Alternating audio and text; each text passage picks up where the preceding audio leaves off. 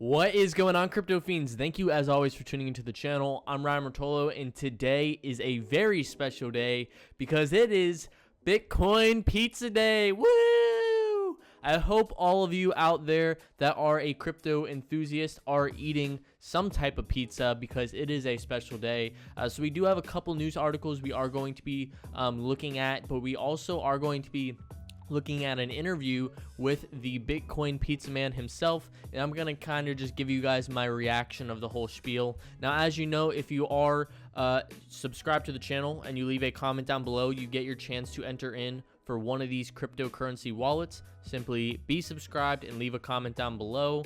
And that's that. We had our previous winner redeem one of the treasure wallets, so we have one more treasure if that's what you want. Now, before we do that, I do have a beautiful pizza right here, guys. So nonetheless, I figured it'd be the perfect opportunity for me to stuff my face while we go over some stuff in the cryptocurrency space. If you guys were curious what's on this pizza, we have some meatballs, some sausage, green peppers, onion, and for the first time ever, I actually put banana peppers on here. I figured that'd be cool to try.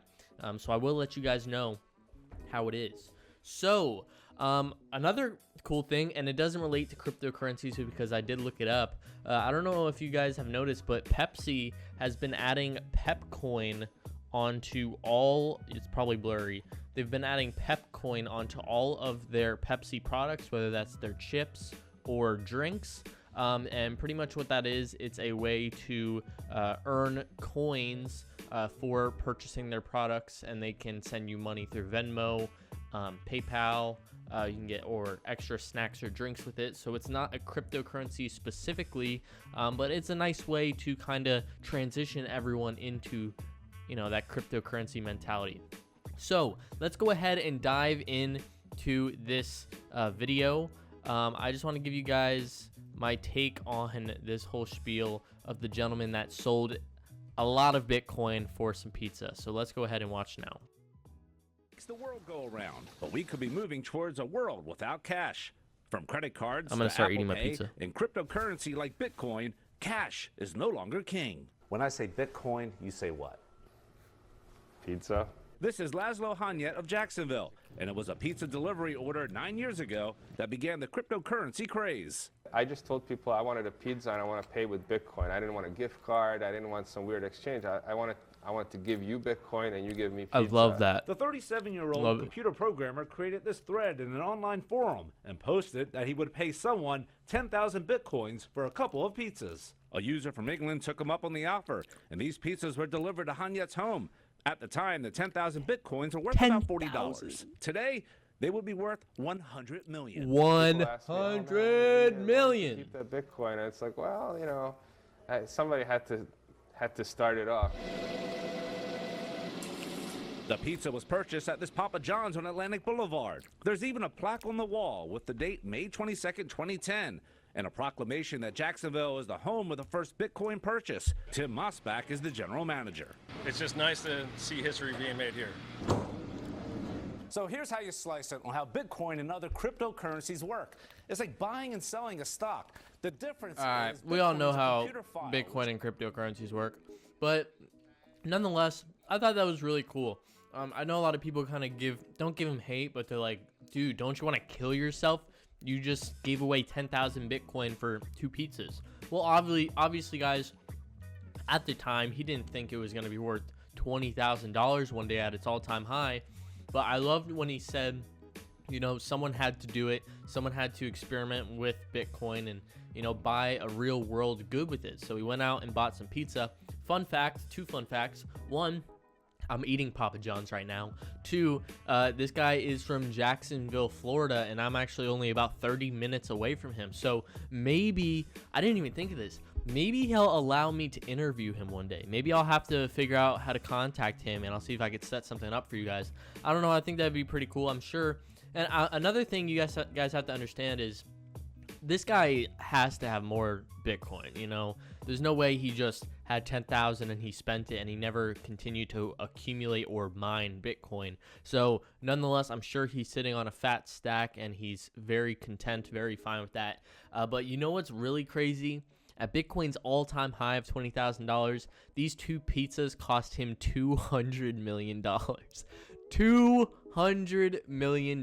Now, obviously, we're not at all-time highs, so it comes to about, I think, like $96 million right now. But nonetheless, you know, being able to be the entrepreneur and really start up the trend for Bitcoin and, you know, creating a national holiday, I think that's pretty cool. So, now I want to dive into 2 articles. One's negative, one's very, very exciting. And it's pretty crazy that both of these relate to 2 countries. So, let me finish chewing. So, first article is actually Russia proposes a 2 million ruble fine and 7 years in jail for illegal crypto use. This is pretty crazy, guys. Now, personally, I never thought Russia would have went down this route because I know Putin is a big fan of not a big fan, but he knows about cryptocurrencies to an extent that's very impressive for any world leader, especially, you know, not that he's old, but, you know, an older gentleman that has many other things to deal with. He knows his stuff about Bitcoin. He knows what it is. He knows how it works. And there's also many rumors that Putin and Russia have been accumulating Bitcoin for a very long time. But again, that's all theory. We don't know for a fact. But nonetheless, Russia is opposing this, where Russian lawmakers have suggested punishments of up to roughly $27,800 and 7 years in prison for illegal turnover of digital assets and cryptocurrencies. The punishments suggested are on a sliding scale, starting with administrative offenses for violating proposed rules governing transactions using digital currencies in payment for goods or services rendered. And it just goes on to say more about the fines. And then down here that this gentleman believes that the new rules, if brought into law, could lead to a mass exodus of companies out of Russia to relocate in neighboring countries with more crypto-friendly jurisdictions. And I completely agree with that statement. These countries are idiotic to ban cryptocurrencies and blockchain companies as a whole. This is the future of technology. This stuff isn't just going away, and it's a very, very valuable and profitable industry. So if Russia really wants to put this into place, let them do it. Of course, all of the citizens in Russia are going to miss out, on the potential of investing in cryptocurrencies. But like this gentleman said, a lot of these companies in Russia right now are going to happily move out of the country. They do not care. They're not going to give up their entire business because Russia bans Bitcoin. So nonetheless, it is negative news, but in the grand scheme, I think we will be okay. And who knows? Right now, this is technically like a bill, so it was not passed, but it is, in the works, so we will just have to see where things go. But I think that would be a very, very bad decision on Russia's part. So the next article I want to talk about is actually relating to Iran, and this is a pretty crazy one, guys. I personally never thought we would really get to the day so soon where we would be talking about an article like this. Iran's president asks government to plan national crypto mining strategy. He tasked officials at the central bank and ministries of energy, communications, and IT with drafting plans for a national crypto mining strategy. Down here, the development comes shortly after the Iranian government announced a redenomination policy for the country's fiat currency, the rial, in a bid to tackle crippling chronic inflation. Earlier this week, Iran had also moved to include cryptocurrencies into its foreign currency exchange regulations and anti-currency smuggling enforcement efforts. This will bring those crypto exchanges licensed by a central bank of Iran under the purview of existing regulatory regimes for foreign exchange currencies and a period of extreme capital outflows from emerging markets during the global pandemic. So, I'm not going to keep reading because I don't want to bore you guys too much, but the Iran's president wants to mine cryptocurrencies. Now, they don't say specifically if it's going to be Bitcoin or their own crypto or whatever it is, but this is mega bullish news, guys. Now, of course, some people might say it's just Iran. It's not that big of a deal, but you got to keep in mind, it's still a country. It's an entire country that wants to mine cryptocurrencies. They have technically infinite money, not technically, but you know what I mean. They have lots of money and they have lots of resources to mine. And if that is the case, you know, especially for Bitcoin specifically, I know a lot of people have been worried about Bitcoin's hash rate really dropping in value. This would be incredible for Bitcoin. If Iran starts mining Bitcoin, the hash rate would skyrocket. And although people may say that's not a good thing to have major countries mining Bitcoin, I believe they go into detail right here where it would actually be individuals mining the Bitcoin, but they want it to, you know, be the country as a whole. So while further details of Iran's national cryptocurrency mining strategy are not yet clarified, Iran had already issued about 1,000 licenses to crypto miners in the country and gave the go-ahead to Turkish crypto mining firm iMiner to establish a 6,000 rig facility in Semnan province earlier this month. So it's not just Iran specifically, but I'm sure they'll have some type of method where Iran gets a cut or a portion of whatever they mine, something like that. But this is huge news, guys, for the cryptocurrency industry. I personally think over time, we're going to see many other countries hop on this type of bandwagon where they want a piece of the pie. They want their cut. And of course, everything is done through cryptography and the blockchain. Everything's transparent. So in the grand scheme, I think this will be very beneficial for everyone in the world overall when it comes to inflation, you know, the pumping of fiat currency, the printing of fiat currency to infinity and beyond. This is very exciting stuff, guys. So let me know down below what you think about this. As you guys know, my take on it, and that's that. Let me know. So lastly, I just want to quickly go over the cryptocurrency market with you guys. If you guys like these type of videos, let me know. I haven't really done them that much in the past, just because I feel like it, although it is very nonchalant and laid back, I feel like some people don't necessarily like it because not too much effort goes into it. You know, it's just me in a little box in the corner of the screen. But you know, some people do like that type of content. So if you like the more laid back content, let me know, and maybe I would consider doing more of these videos down the road, while also doing, you know, the traditional videos as usual. So as you guys can see, yeah, it's good like that. Bitcoin is currently up around 2% on the day. We did hit about $8,800 last night. I was personally panicking a little bit because I actually made the decision to go in pretty hefty on an altcoin, that being Unibright. And right once I got in, the market started to turn sour, and you know, of course, that's not easy on the stomach. But everything started to turn around slowly but surely. Everything is looking pretty good on the day. Cardano up almost 8%, Chainlink around 7%. Wow, Neo 10%, 11%. VeChain killing it at 13%. Love to see it. If you guys didn't know, Theta actually announced something very big a couple days ago.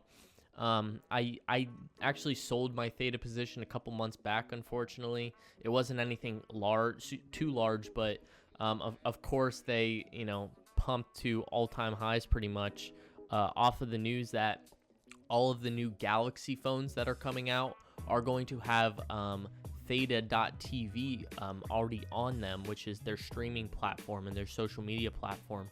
So very bullish news for Theta. As you guys can see, they've been killing it even over the past month. Complete uptrend, absolutely dominating, and they're starting to correct now. So this is one I'm gonna keep an eye on personally, and wait for it to maybe get a little bit lower to around the 20-cent range, and maybe consider making a position back in. And yeah. And then of course we have Solve. I don't know if you guys know about Solve. I talked about them a little bit in the past. Solve is focused on really improving the healthcare industry, and they announced that their healthcare platform is finished, and they announced that yesterday, and they actually exploded. Let's see if we can go to this yeah, right here, as you guys can see, they're at around 12-13 cents for the longest time, and then they pumped all the way to about 24 cents. So pretty impressive pump. Now, as you guys can see, they're downtrending again. So you know, if you guys ever see some cryptocurrencies up on the charts that are up like 80% here, 70% there, you know, be careful. Yes, it can pump another 100%, but the likelihood of that happening is very slim, and you don't want to be at the top of that cycle when it does start to turn sour. So yeah, of course, Solve is killing it, and of course you got Unibright up 15%. If you guys have not looked into Unibright yet, just do it. I'm telling you, do it. This is hands down one of the most promising projects I've seen in the space in a very, very long time. Of course, you have many out there, but this one, factoring in the type of partnerships they're working with the top dogs, and they just announced that they had their public demo, or not a public demo, but they sat down with Microsoft and SAP and did a demo as to how you can utilize Ethereum privately to store data and utilize Ethereum and all that good stuff. So of course they're killing it right now. Just look into them, guys. You will not be disappointed. I have a video on the channel discussing all of their partnerships with Hashoshi. So if you want to look at that video, it's a really good one. I also have a couple of other videos talking about Unibright in the top 10 altcoins video and a couple others. But nonetheless, that's where we currently stand with the market. I'm not really looking to buy anything just yet. Something seems a little iffy with this market. You know, it's been really stagnant lately, you know, moving sideways for the majority of the time for the past week or so with Bitcoin specifically. And, you know, if we can get over around $9,500, I would start to be a little more optimistic again. But as we are sitting around $9,200 all day right now, you know, that's not necessarily the perfect sign you want to see. So I hope you guys enjoyed today's video. I know it was a little bit different. You know, I'm over here eating some pizza, and I'm gonna go eat the rest of this right when I end this video. But of course, if you haven't already, go ahead and get yourself a pizza today, guys. Specifically Papa John's, as you know, they were the ones that he bought, our friend bought the pizza from, and all that good stuff. And make sure you do hit that subscribe button, because you want your chance to win one of these hardware cryptocurrency wallets. We have 4 left to give away, and that's that. Thank you as always for tuning into the channel. I'm Ryan Rotolo, and I'll catch you in the next.